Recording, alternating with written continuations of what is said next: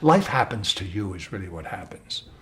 And if a door opens and you're bold enough to go through, that's the best thing you can do, because sometimes you'll fall on your face, but sometimes wonderful things will happen. I walked through that door that opened to Channel 5, and so it changed my life. So I wanted to upgrade it. I took it so seriously that I drove away the audience for the first few weeks. I became so ponderously educational that the kids who were watching the turtle races had no idea what I was saying, and the kids who would have maybe liked what I was doing didn't know I was doing it. I got called in by Bennett Korn, that station manager, after 3 weeks. He said, "We didn't hire you to lose an audience. So from now on, live for 3 minutes and then a cartoon."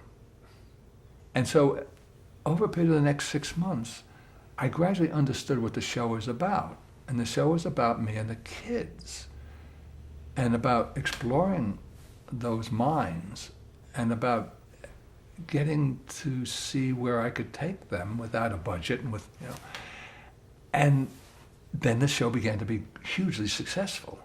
And after about a year, I had a large audience, and more importantly, I had their trust. I had their loyalty.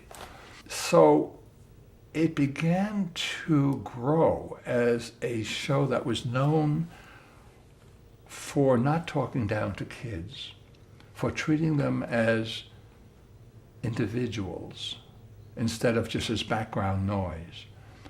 And I found it was so wonderful to poke around their minds, like little George, who eventually you had to be 7 to get on the show, but earlier on, he was 6.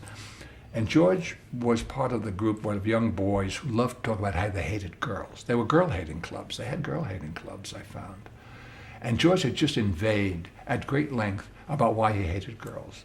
And then I said, "So you're not going to get married?" He says, "Yeah, of course I'm going to get married." I said, "George, you just told me how terrible girls were. Why would you get married?" He says, "Well, my parents aren't going to live forever. Who's going to take care of me after I die?" I thought to myself, that's why a lot of us get married, I think, probably. Yeah. So we have to have someone take care of us. So, but think of that truth coming out of a 6-year-old's mouth, that insight.